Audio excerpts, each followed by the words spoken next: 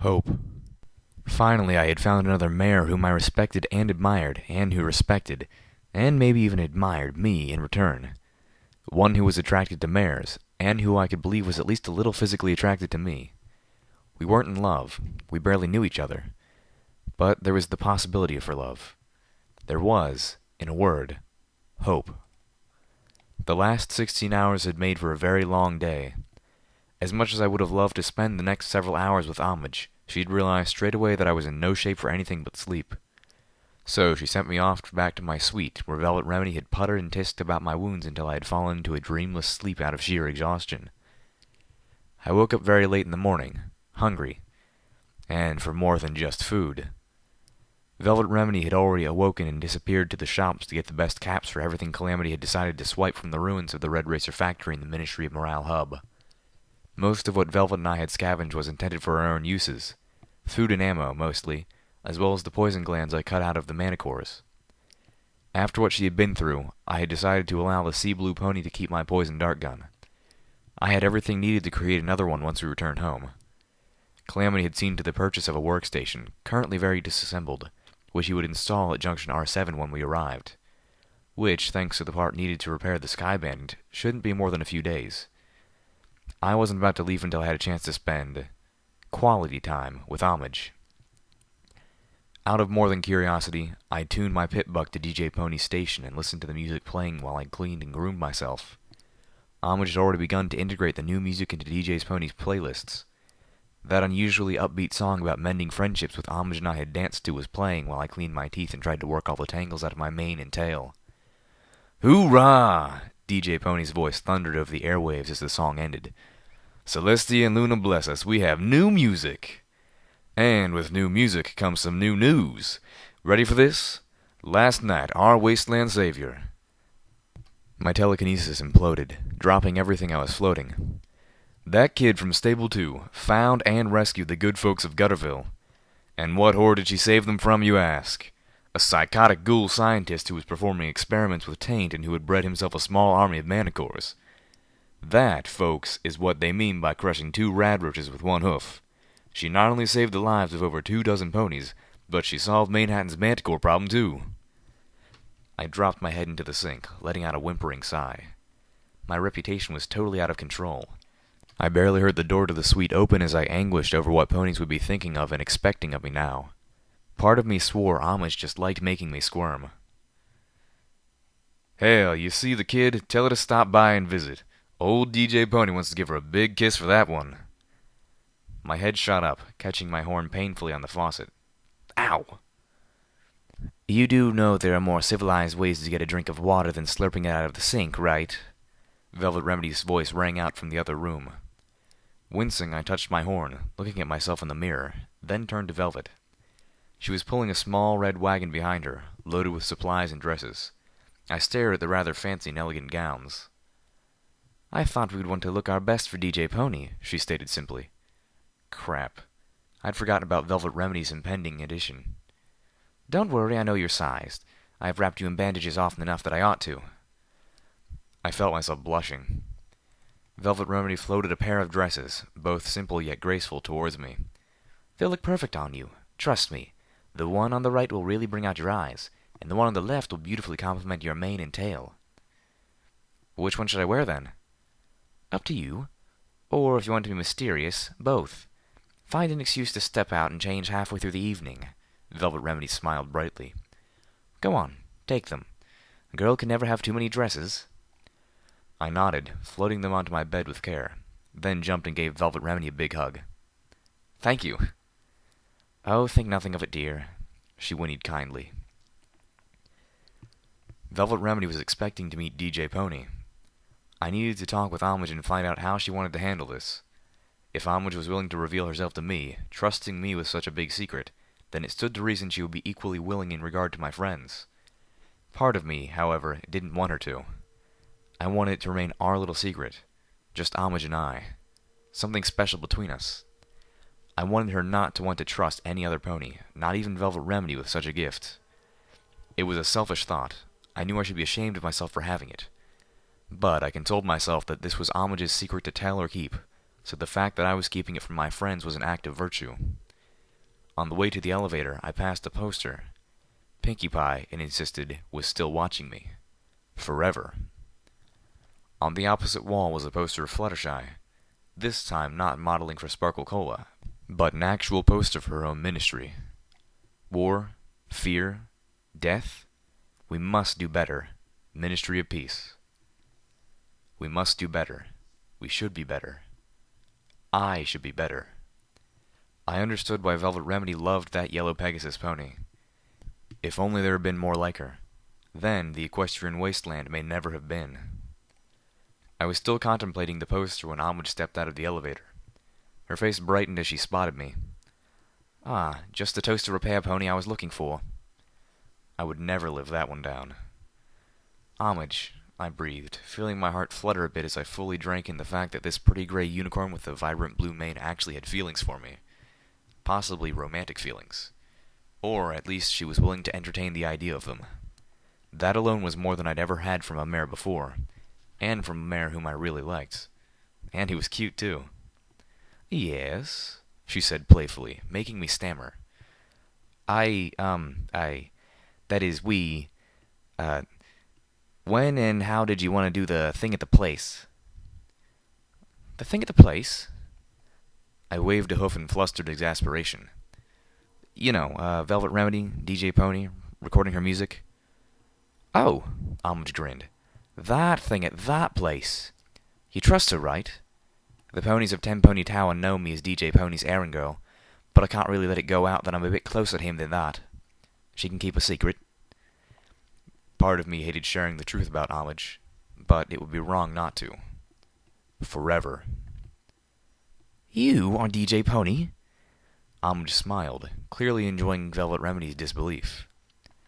Velvet Remedy had made herself up gorgeously and donned one of her new dresses, a stunning purple number, all with the intention of making a breathtaking first impression.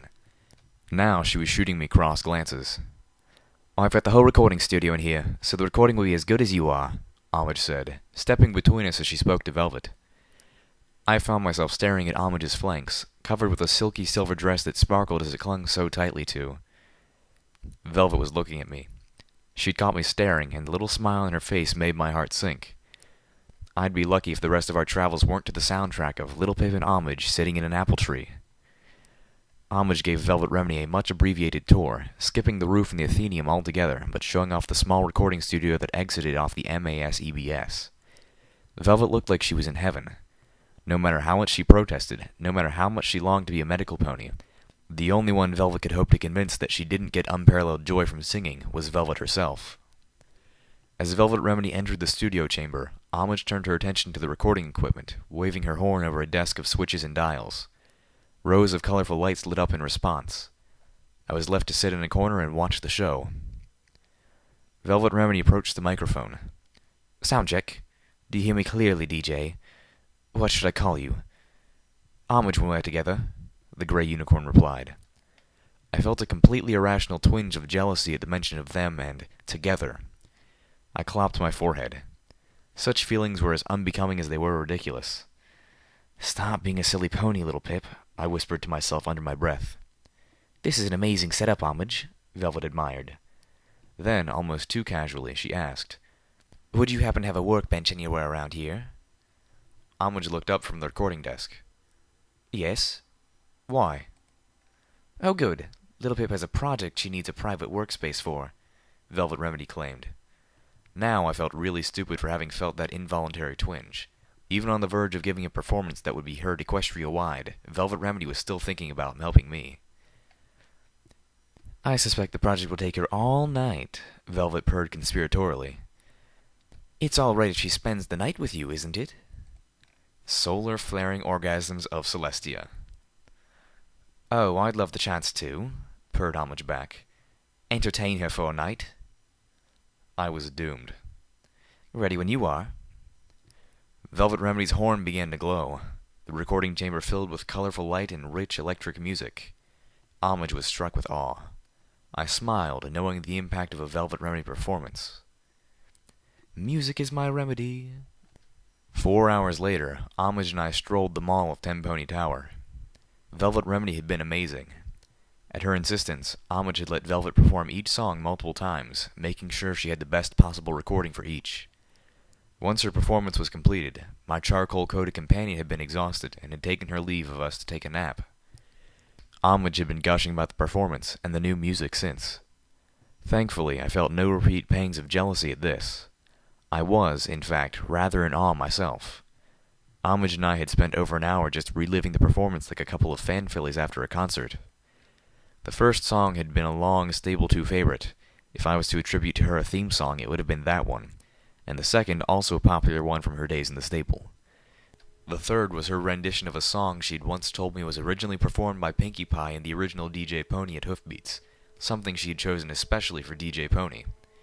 It was the song she had started to sing at Shattered Hoof, and I was thrilled to finally hear it to completion.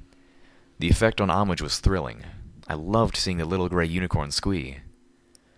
The final number had been one I had heard Velvet Remedy constructing during our travels.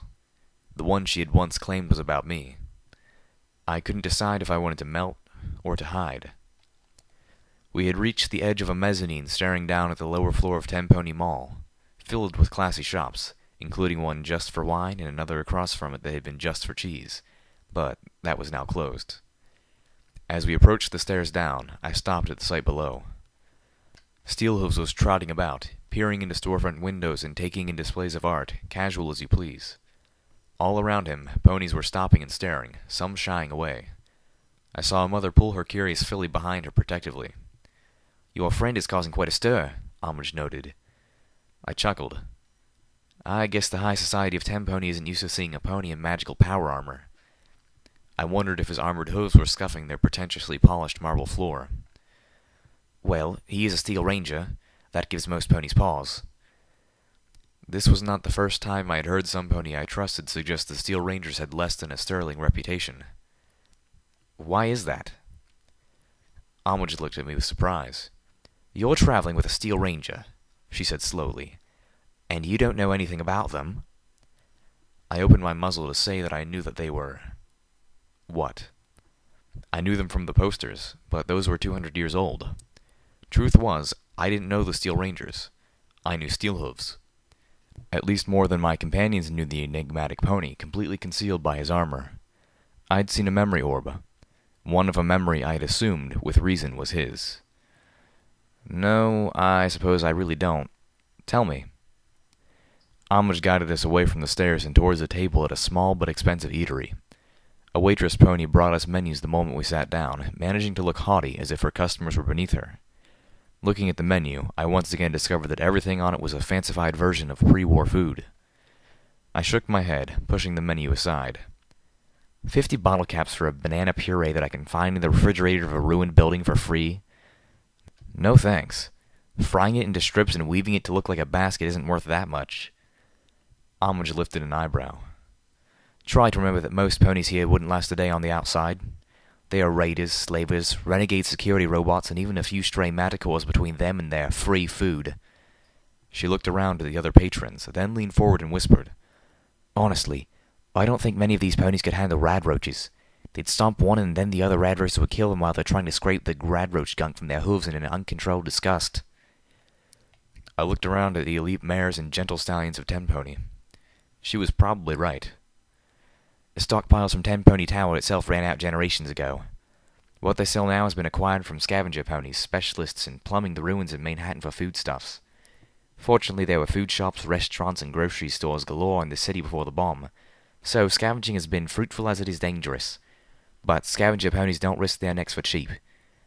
And with how irradiated all the water is, it's hard for a pony family to purify enough for a tiny garden. For a restaurant like this, fresh crops are out of the question. I considered that, then picked up the menu again. I ordered the fried banana puree basket and a bottle of wine. It was surprisingly full of flavor. The Steel Rangers, Homage explained over our glasses of wine, are the old guard of the Ministry of Wartime Technology. They see themselves as the knights of the greatness of the past, which they consider to be tied to Equestria's advancements in technology and industry, and as custodians of the technology that their ministry helped create. Honestly, most of them would be more interested in saving your pit buck than saving you. After lunch, I treated Homage to an early evening at the spa. The last time had been so utterly delightful that I had to share the experience with her. Homage had asked that the small radio in the spa be turned to DJ Pony's station. From the expression the spa ponies gave her, they didn't much approve of the ghoul-loving renegade, but were used to this request. With the new music playing, I suspected that the broadcast's popularity was peaking. One of the pretty spa ponies was dabbing my face with cleansing and revitalizing mud when the voice of DJ Pony blasted out of the little radio. "Good evening, children." I looked to Homage in surprise. She winked back before they covered her eyes with the slices of cucumber. "Got a question for all you faithful listeners out there. Have any of you mares or bucks ever seen a ghost?" "Now, DJ Pony," I hear you say, "there's no such things as ghosts. Been ghost stories about Maidenhatten ever since my grandmother's grandmother was a filly, and no pony's ever actually seen one. Ghost stories are all made up, you know. Well, now what if I, DJ Pony, your voice in the wasteland, were to tell you that I have seen a ghost? And I don't mean heroic stable dwellers who miraculously survive falling off cliffs and trains. Not this time." I groaned aloud. I would have clenched my eyes, but they were already being covered with vegetables. Now, it was several years ago, when I had just gotten myself out of a tight spot with one of those manicures, so I was riding Dash and Stampede at the time. But she was there, Celestia's honest truth. Never seen her again or found the exact spot I'd stumbled onto, but there are more crazy things in the wild wasteland than you believe.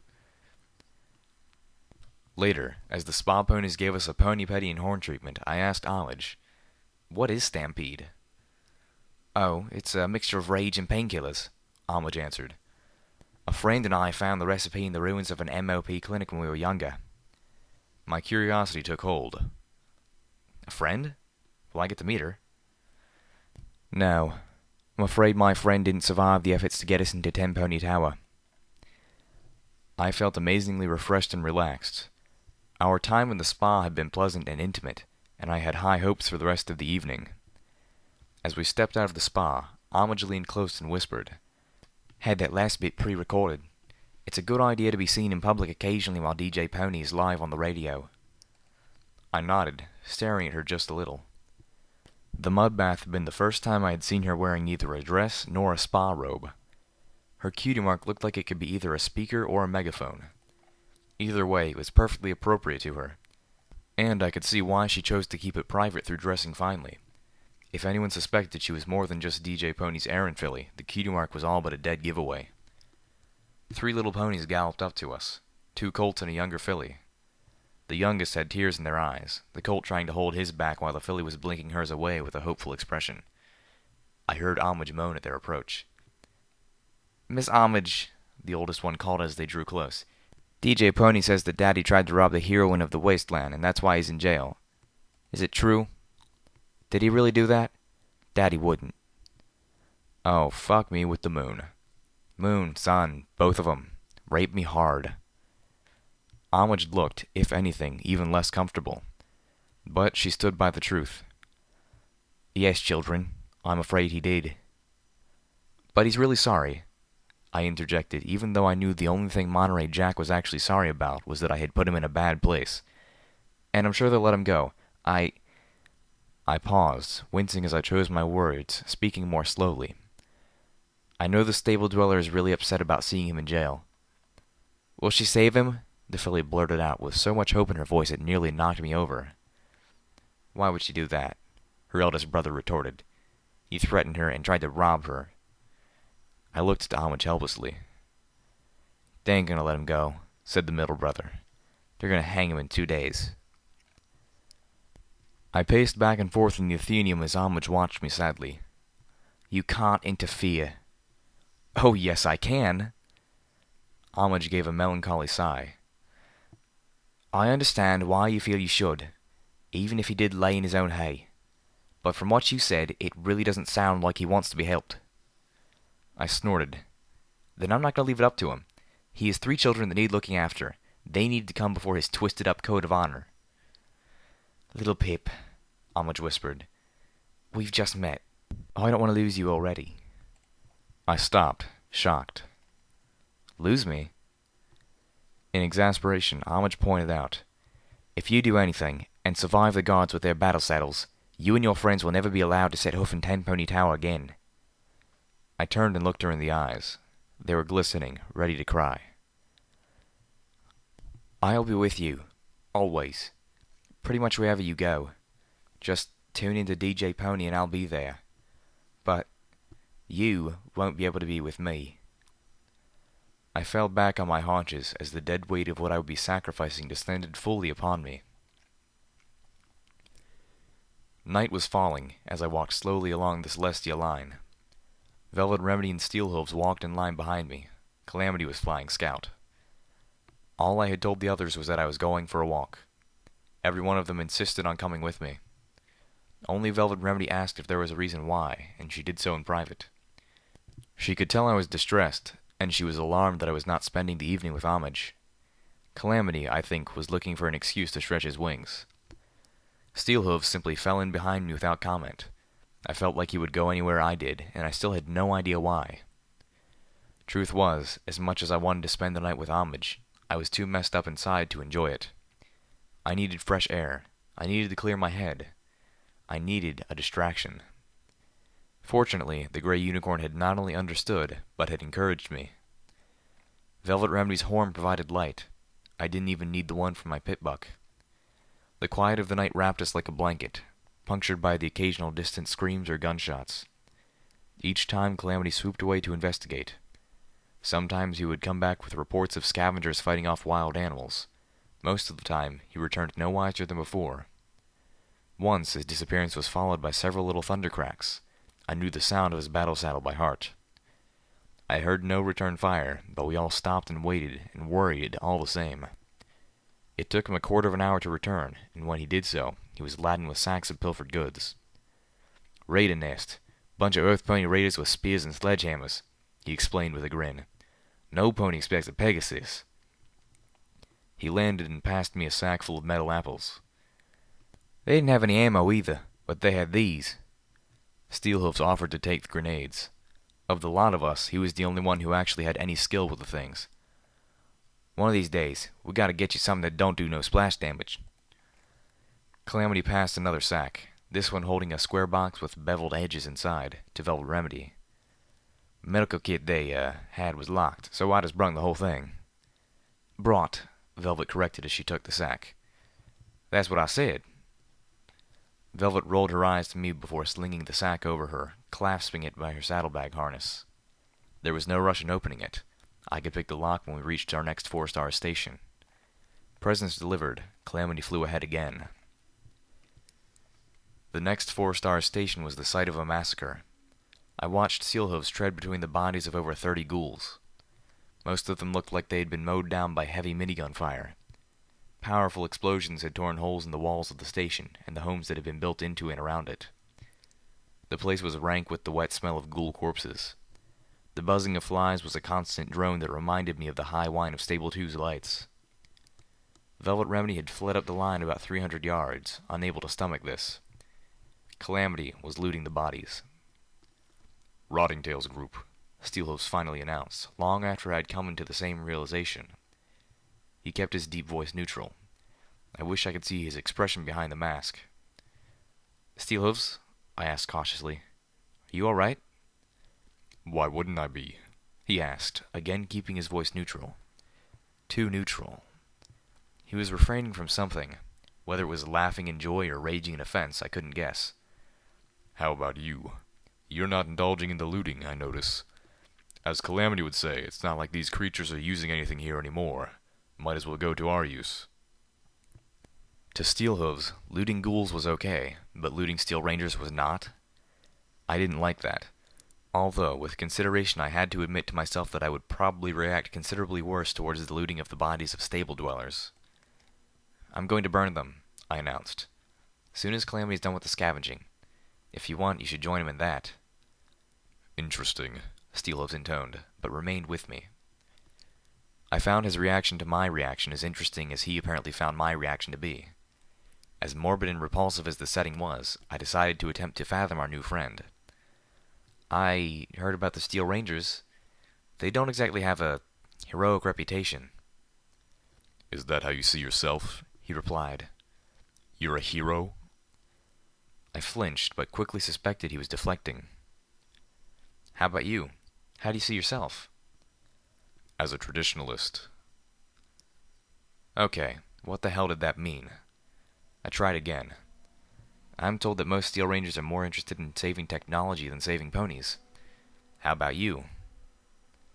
Steelhooves was quiet. I pressed. Are you following us around to keep my pit buck safe? Steelhooves snorted a laugh. Then, somberly, he revealed a little of himself. Steel Rangers, each and every one, swears the same oath. But there is some divergence of opinion as to whether our fealty is owed to the mayor of the ministry or to the ministry itself. He spoke of the ministry as if there was only one, or at least only one of any importance. Are they that different? I asked. But Calamity returned before I could get an answer, and Steelhooves was not willing to share with an audience. I think I get everything we might want. You have a strong back for a Pegasus, Steelhooves ribbed. Are you sure you don't want to get the furniture as well? Calamity grunted, flapping his wings. Ignoring the jibe from Steelhoof's comment, I considered the underlying truth. Calamity, why don't you fly back and unload that stuff back at the suite? You can catch up with us. We'll still be on the Celestia line. Calamity smiled, tipping back his hat. Will do. Then he was off. I focused, the bodies of the ghouls wrapped in light one by one. I levitated them into a pile. Then, walking out ahead of one of the monorails with Steelhooves following on the other, I reached a safe distance. I turned, floating up the zebra rifle, and sent half a clip into the mound of ghoul cadavers. The pile began to burn. We watched Velvet Remedy, who was staring at the ghoulish pyre with strange fascination. I looked back, trying to figure out why the sight held her gaze so. A balefire phoenix was circling the bonfire of corpses. Repeating message. Again, this is Blackwing of Blackwing's Talons, sending out a distress call on every friendly frequency. Please send this message on to any Talon companies in the area. My team and I are trapped on the roof of Horseshoe Tower by enemy forces. We are low on ammo and cannot hold out much longer. Oh no, here come more of them! The radio message ended abruptly, then looped, repeating the words of the female griffin. She sounded younger than God, and not quite as hard. My pit buck had started receiving the distress signal over a mile away from Horseshoe Tower. The signal was weak, but Horseshoe Tower had been one of the tallest buildings in all of Equestria, and was the largest skyscraper remaining in Manhattan ruins, easily dwarfing Tenpony by over double its height. To anyone receiving this message, this is Blackwing of Blackwing's Talons. Please, we need help. We're pinned on the roof of the Horseshoe Tower by overwhelming enemy forces. We're low on ammo and food, and we've lost 3 of our team already. We are in desperate need of assistance. If anyone can hear this message, please bring help. Please hurry, we can't hold out much longer. This is a repeating message. Again, this is Blackwing. I removed my earbloom and played the recording aloud as we got within a few blocks. I had hoped Calamity would catch up with us before we reached the skyscraper's 4-star station, but I wasn't willing to wait. Each loop of the message pressed upon me with mounting sense of urgency. We're going in, I announced.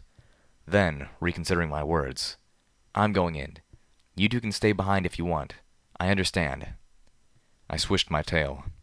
Besides, some pony should let Calamity know where we are. Steelhooves nickered. Personally, I look forward to the chance to meet those noble ghoul slayers. He looked at me. And you're going because? Are you being the heroine? You enjoy risking your life for strangers? Or is there something else about Horseshoe Tower? I glared at my companion, then smirked. Oh, I just want to know how a bunch of griffins could get trapped on the roof of a building. Steelhooves chuckled. I turned to Velvet Remedy. You are not going it alone, Velvet insisted with a grim smile and a stomp. And we can leave Calamity a note. She paused. He can read, can't he? I rolled my eyes. Yes, and you know it. Then, considering the idea, I found myself at a loss. I still had the clipboard and pencil that I had taken from the Tenpony Tower constabulary, but a note left under a chunk of crumbled concrete would easily be missed. For Calamity to see it, we'd need to paint the message in big letters on the roof of the station. And even then, he would miss it if we didn't illuminate it somehow. I pointed these problems out to Velvet Remedy. In case you missed the light show earlier, dear, illumination will not be a problem. Velvet smiled wryly. I can cast a spell on the letters that will make them quite eye-catching. Can you just make glowing words? Velvet Remedy shook her head. Yes, but only if I stayed here to maintain them. To leave them behind, I would have to enchant existing writing. Paint, preferably, unless we can find a really big ink pot. Steelhooves whinnied as he trotted past us to the station's double doors that led into Horseshoe Tower. Then we'll paint it in the blood of the first enemy we encounter. He turned and bucked the doors hard enough to not only swing them open, but send one flying across the waiting room inside. I cringed and thanked the goddesses that the room wasn't full of enemies. Are you coming? I heard Velvet Remedy step over the body of the griffin, his bulk nearly doubled by the twin minigun battle saddle that was still strapped to his corpse. It was the first body that we had encountered, which wasn't centuries old. The floor was littered with bullet casings, making walking around it treacherous. I couldn't tell what killed him. That worried me. It worried me even more when Velvet Remedy diagnosed it as natural causes, her voice loaded with disbelief. At least we know they came this way, Steelhooves observed. I was beginning to worry that there was no way up. Much of Horseshoe Tower's interiors had collapsed. Stairwells had crumbled, hallways had caved in. The entire building had become a maze, forcing us to weave in and out of rooms in order to make it from one end of a hallway to the other, making us go down a floor to find stairs that would take us up too. Ahead, we heard the spray of water. My pip-buck started clicking softly. The only way to get to the next set of stairs was through a collapsed section of wall between two bathrooms. The building's water talisman was still pumping water through the shattered pipes. The water was alive with low levels of radiation. The balefire bomb had probably irradiated the talisman itself. I checked with Velvet Remedy, making sure we had enough Radaway with us. The radioactive shower would be minor, nothing worth getting concerned about. But if this was a sign of bigger problems ahead, I wanted to make sure that we were prepared. Holding my breath, I pushed myself through the spray as quickly as I could. I stumbled a little as the wet floorboards on the other side gave an inch. Okie dokie Loki. Steelhooves, I'll be floating you through and setting you down over there, I said, pointing at the far corner of the room near the doorway out. This floor is not stable. Velvet Remedy stayed back. I focused on Steelhooves, wrapping him in a telekinetic blanket. Slowly, I lifted the heavy steel ranger up half a yard and brought him through the shower. I took a single step back, feeling the floor wobble alarmingly once again, and glided him past me towards a corner that I was fairly certain would be dry and stable. Steelhooves made it halfway there when something he saw through the open doorway caused him to thrash, trying to find purchase on the floor. Before I could put him down, before I could even ask what he saw, the alicorn stepped into the doorway. My levitation magic imploded as I gasped in shock. Steelhooves dropped hard, turning to fire at the alicorn, and the floor gave way beneath him. Steelhooves dropped out of sight. I heard splashes beneath. The alicorn took a step forward, looking down at the hole, and the rest of the floor collapsed. The alicorn tried to thrust out her wings to fly, but they struck the sides of the doorframe and she fell into the floor below with him. I found myself standing on a wet, sagging plank jutting out over the floor below like a diving board, which was appropriate since the floor below was a swimming pool. My pip-buck started clicking with great enthusiasm. Scrambling on the floating debris, the alicorn thrashed, her horn beginning to glow. Steelhooves was nowhere in sight, having surely sunk to the bottom. I wished for the bag of grenades. I had to act fast, but my mind wasn't thinking fast enough. The alicorn would have her shield up before I figured out what to do. Kablam! An explosion right next to my head blew out my eardrums. The world became a strained, high buzz. I immediately lost all sense of balance, tumbling from my position. I landed on a floating chunk of flooring, then immediately began to capsize. I grasped the chunk of floor telekinetically, letting out a scream I could feel but not hear. Focusing had become excruciating. In front of me, I saw the alicorn floating in debris and blood. Velvet Remedy had blown a large chunk of the creature's neck away with the shotgun. It wasn't dead, but it was a race between blood loss and drowning as to which would finish her off first. I watched in horror as it began to heal, the wound slowly closing. They fucking regenerate? That was not fair. It was not okay. With a flash of anger, I started telekinetically grasping jagged floating bits of floor and jabbing at the alicorn's neck until I had crudely sawed it off. The creature began to sink beneath the reddened radioactive water. Velvet Remedy crouched over me, her horn pointing at my left ear. She'd already restored hearing to my right. Steelhooves stood next to us at the edge of the swimming pool, dripping with water that was making my pitbuck clickety-click wildly. He was arguing with Velvet over how much Radaway he needed to drink. Velvet was leaning towards every last packet we had. Steelhooves was insisting he didn't need any at all. My left ear began to mend. "We don't have time for this," Steelhooves stomped, cracking the tiles under his armored hoof. "Those creatures always travel in groups." "Then take the Radaway and stop being a baby," my shotgun surgeon spat back, glowering. "Seriously, do all of my patients have to be so difficult?" I wanted to point out that I was laying there being very non-difficult, thank you very much. Steelhooves bristled at that. Finally, I spoke up. "Steelhooves, tell her." Both of them turned to stare at me. Or, at least, I assumed Steelhooves was staring at me. His visor was pointed in my direction. "Tell me what?" Velvet asked slowly. Then, turning to Steelhooves, "Tell me what?" Steelhooves was silent. I sighed. "Look, if I was able to figure it out, so will she. She's smarter than I am." I could tell Velvet Remedy was forcing herself not to react to the compliment. Steelhooves finally relented. "I'm a ghoul." Velvet Remedy, to her credit, didn't take a step back. Didn't even gasp. She was just strangely quiet for a while.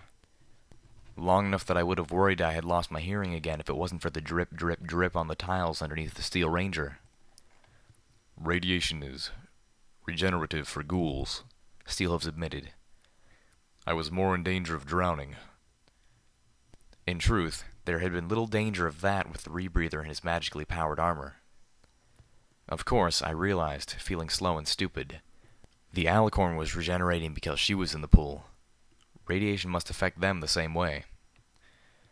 "Well then, I guess you won't need the Radaway," Velvet Remedy concluded casually, slipping the packs back into one of her open medical boxes. Knowing I was by far the most capable of stealth, I determined that I should scout ahead. I spotted the alicorn's two sisters in the room on the next floor.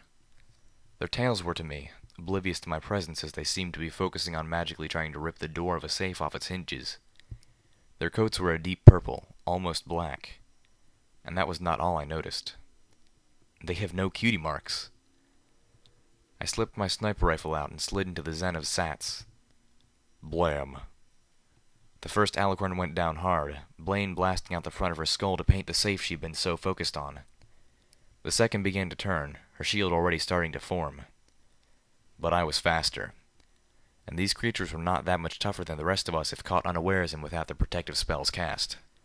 Blam. I slipped out of Sats as the second alicorn's body slumped to the floor.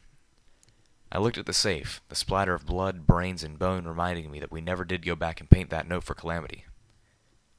Wait. Stop. I'm looking at the gore from some pony, or at least something that I have just murdered, and I'm thinking that? Am I really becoming that callous to the horrors and violence of the equestrian wasteland? I wondered where this would fit on Monterey Jack's slide of loss of self. I also wondered what the hell the alicorns had been after. So I trotted up to pick the lock. The safe, however, refused to be unlocked. After examination and struggling, I realized that it wasn't jammed or broken by the alicorns. I just wasn't good enough. Well, I knew how to fix that. I found myself smiling as the party time Mintow washed me clean of all the stupidity and dullness that was holding me back. I took a deep breath of relief. Finally, I was the real me again. My smile faded as I turned to see Velvet Remedy watching me sadly. 3 more alicorns stood on the other side of a gaping divide. At least 5 internal floors had collapsed, leaving a honeycomb of half-rooms ringing a massive pit. Motes of debris and ash floated in the void between us. Steelhooves opened fire with his grenade machine gun, taking out one of them, and all the rooms around her, before she could fully erect her shield. The others launched themselves into the air, spreading their wings as their shield bubbled around them. I gave a prayer to Luna and floated out a memory orb, making sure it was the one of Pinkie Pie's last party, and not the one I had retrieved from the safe 7 floors below. I began levitating the orb towards the closer of the 2 of them. The alicorn let out a wicked, bitter, and majestic laugh that echoed off the walls of the pit. Using telekinesis of her own, she knocked it free of my telekinetic sheath with a hurled chair. The orb containing the memory of Pinkie Pie's last party plunged into the depths below, bounced, rolled, and disappeared through a crack, lost forever. The dark purple-coated alicorn's voice rumbled with undeniable superiority. "Do you think we are fools? We remember how you killed us before." Oh, we were so fucked. "Run!" I yelled, turning tail and racing towards the stairs. Velvet Remedy and Steelhooves galloped after me, overtaking me as I charged up and out of the stairwell into a hallway. Turning, I ordered Steelhooves to collapse the entrance behind us. His grenade machine gun was useless against the shielded alicorn, but it was more than a match for the crumbling structure we were in. Concrete and wood rained down in a thunderous cloud of dust. "What happened?" Steelhooves demanded. Panting, I explained. "There's some sort of telepathy involved." My fears had been proven true. Not just between the ones that are together. All of them. Every time we kill one, they learn from it. I wouldn't be able to trick them the same way twice. Our ploy bought us time, but not much. I could hear them on the other side, clearing a path to us. With a flash of light, one of the alicorns appeared right between us. "They can teleport too?" Velvet Remedy blurted, finally reaching the same level of hateful disbelief I felt towards the creatures. The alicorn herself seemed a little surprised. Apparently, teleporting into some place you can't see was a tricky work, even for these creatures. I didn't think she expected to be this close. Too bad she hadn't appeared a yard to either side, stuck herself in a wall. But no, we couldn't be that lucky. Or could we? I realized something very peculiar. The alicorn's sphere of shielding was up at full strength, but she appeared literally in the center of us. Part of each of us were inside of the barrier, including Steelhoove's metal rear end. The alicorn began casting a spell. I felt a vice tighten around my heart. My hooves began to tingle. A heart attack spell? Feeling panic well up inside me as my heart struggled to beat, I suddenly knew how these creatures had killed the griffins through natural causes. "Move!" I yelled as I telekinetically grasped the sack of grenades. Steelhooves dashed forward, leaving the grenades inside the sack. Without opening it to reveal the contents, I focused and tried to pull as many of the pins as I could. Unfortunately, moving objects I couldn't directly see was as difficult for me as teleporting into an unknown space was for an alicorn. I only managed to pull the pins on 3 before I backed out of the shield. The alicorn looked questioningly down at the sack as it fell to her feet. Her shield contained the explosion quite effectively. It was a gory and brilliant sight. "Well, that would explain how griffins can get trapped on a roof," I said flatly. We had to fight our way through 4 more of the creatures before we made it to the roof. The combination of my stealth and Steelhoove's massive firepower kept us alive, but it was getting harder. They were all alert for us now, and seemed to be coordinating their defenses. We had to run any time they got their spells up, and we were not fast enough to take out more than 2 before the others were able to cast their shields. On the roof were 4 more alicorns. They were sitting, frozen at the 4 corners of the building, their attentions focused inward. Instead of surrounding themselves with a sphere of protective magic, they were cooperatively maintaining a hemisphere of magical force that was keeping the 3 griffin mercs encaged. "New one to me," Steelhooves muttered from beside me. "Oh, thank the great egg," one of them blurted out, seeing us through the glowing shell of force that trapped her and the other 2 surviving griffins. She stopped. "Where are the rest of you?" I looked around. Velvet Remedy and Steelhooves were flanking me. The goddesses only knew where Calamity was. I suspected he was circling the celestial line, hoping to spot us. I winced at the thought and hoped he wasn't too worried. I could see the faintest suggestion of approaching dawn on the skyline. A chill wind blew at my mane, bringing the salty smell of the harbor. It was almost a shame that we'd reached the roof in the dark of night. The view in the daytime must be amazing. Then again, the view could also paralyze me with vertigo. So, probably better that we were here now after all. Turning back to the 3 griffins. "This is it. Just us."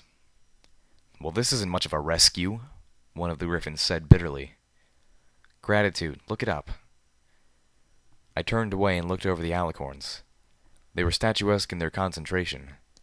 I wasn't even sure they realized we were on the roof with them. And they were outside the shield they were creating. We could take the three of them down with a coordinated attack. Surely the Griffins could take out the last one. What kind of firepower do you guys still have? I could hear Steelhoof's whistle as the Griffin in the back stepped forward. She was wearing what looked like magically powered armor of her own, a Griffin design. Nowhere near as complicated or as encompassing as Steelhoof's, leaving her talons, legs, and wings bare, as well as most of her face, with a huge, tri-barreled, biggest battle saddle I had ever seen. Dismounted AA cannon, Steelhoof said appreciatively. I had no idea what that meant, but this looked like the non-magical energy version of the plasma cannon that Calamity had used against the dragon. Well, we definitely had the firepower. Only 5 shots left, the Griffin said glumly. Still, 5 shots from that thing should be more than enough. And there are 4 wings of these horny bastards on their way, the first Griffin announced. From her voice, I finally identified her as Blackwing. I noted mentally that I would not have chosen the word horny to describe the alicorns, unless Blackwing knew something I did not. 4 wings? I asked. You mean 2 more? No, Steelhooves interjected. She means 12. Oh, well, moon rocks. Made sense. A wing, then, must be a group of 3. Explains why there were 3 of them hunting Steelhooves outside Fetlock. These 4 have just been keeping us pinned here while their reinforcements arrive, Blackwing informed us. Wait. I perked up. We're okay then. I'm pretty sure we took them out on the way up. I mentally counted. 1 in the pool, 2 in the safe, 3 in the pit. 1 of those had lived and joined up with 3 more, so we'd killed 9. There were still 3 left. Somehow we'd managed to go right past a whole wing of alicorns without either party realizing it. And they would probably be bursting into the roof at any minute. We had to work fast. I quickly laid out the plan and everyone started taking their positions. As they did so, I couldn't help but voice my suspicions to Blackwing. What is it that you mercenaries were after in this place that these creatures want so badly? Codes to crack a safe in the Ministry of Image on Ministry Walk, Blackwing said, surprisingly forthcoming. Safe contains an artifact that our employer would really like the possession of. Turns out the goddess these monsters serve wants it too.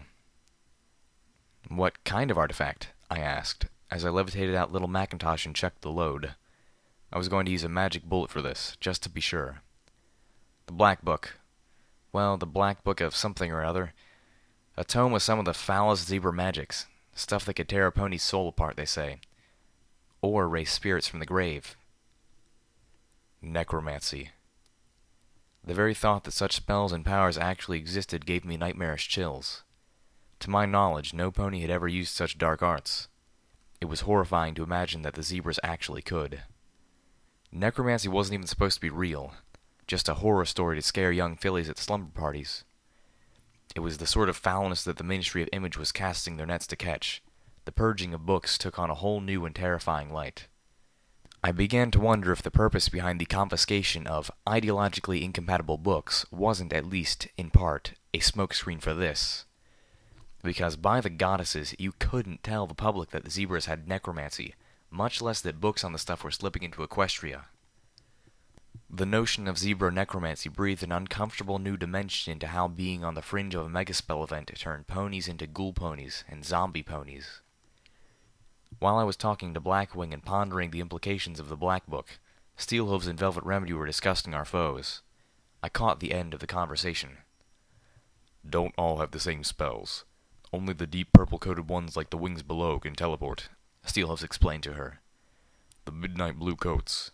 Invisibility, Velvet Remedy interjected. Oh yes, I remember. The dark green ones. I haven't seen them do anything the others can't do. Steelhooves walked up close to one of the statue-like alicorns and took a close look at its coat, a forest green so deep it was nearly black. Until now. Butcher, the griffin with the heavy gun, stood at the ready in front of the farthest alicorn. Steelhooves had locked onto the one on my left. Velvet Remedy had her, formerly my, combat shotgun hovering an inch from the temple of the one on my right. I floated little Macintosh between the eyes of the one in front of me. On the count of 3. 1, 2. In a thunderous crash of gunshot and explosions, 3 alicorns went down. So did the shield. The last alicorn immediately sprang to life, alert, and the Griffin's supergun let out a boom that could be heard on the moon. The 4th alicorn simply was no more. Blackwing swooped forward and took me in his talons as the other lightly encumbered Griffin scooped up Velvet, taking off into the air. I threw a telekinetic sheath around Steelhooves, carrying him with us. The last Griffin took off, circling to cover our tail. We were a few blocks away when the last 3 alicorns burst onto the roof. Part of me wanted to laugh tauntingly. Then they reminded us that they could fly too. And, unencumbered, they were much faster and much more maneuverable. Wrapping themselves in magical shields, they swooped to close the distance. I closed my eyes, trying to force my PTM-enhanced brain to think of something. For the first time, party time mentals were failing me. "Well now, y'all look like you can use some help." Only once before had I ever been so happy to hear Calamity's voice, and that was when I was facing a dragon. I opened my eyes, staring to him thankfully. "I hope you have a plan, 'cause I've got nothing." "Y'all just follow me." Calamity smiled and shot out ahead of us, dropping altitude. Turns out the one direction that heavily laden Griffins could fly even faster than alicorns was down. They gave chase, but we were pulling ahead. "Unless we're diving for a mattress factory," Blackwing squawked. "This'll be a really short trip." I glanced back. There was a good distance between us and the 3 creatures, now only visible as glowing bubbles of sickly green energy that zipped through the sky towards us. "Stop pulling up now," Calamity called back. "Does he have any idea," the Griffin carrying Velvet Remedy grunted, "how hard it is to pull up at this speed, carrying this much weight?" I could see the street coming up fast as we began to level. I smiled, thinking of just how much junk Calamity had a habit of scavenging. I had no doubt that the answer was yes. The 3 Griffins finally pulled straight with only yards to spare, skimming over the tops of the taller wagons. I felt a hoof drag along the top of a passenger wagon. The alicorns were beginning to close the gap. Lightning ripped from one of their horns, shooting past us. Up ahead, the street ended in a massive parking lot. Rows upon rows of delivery wagons were lined up before a long building. With the exceptional visual clarity provided by Party Time Mintals, I was able to make out a logo on the roof of the building as we approached it. A filled-in black Omega symbol with a white earth pony seeming to levitate the package on her back. I suddenly realized the plan. An eye blinked before Calamity started shooting. I turned on my eyes forward sparkle, making a quick scan for life down there. I only had a moment, but at least I had Party Time Mintals boosting my keenness and judgment. All I was seeing were red blips scurrying about below. Probably radroaches. I could hear a series of pops as we shot past the delivery wagons and over the rooftop. The alicorns were just reaching the parking lot, moving too fast to stop when the first delivery wagons exploded like megaspell bombs in extreme miniature. The first explosions instantly set off the rest, and 3 city blocks erupted in a vibrant cascade of insanely colored light. Their shields couldn't protect them against that. The blast of radiation couldn't heal them from a force that ripped them apart beneath a cellular level. They could not even mentally scream. There was no time. The 3 alicorns were simply gone. The building shielded us just enough to save us before it was vaporized. My pitbuck screamed as we were hit by a wash of heat and radiation. My EFS flashed a red warning that I was suffering radiation poisoning before it collapsed altogether, my pitbuck crashing. A moment later, we crashed too.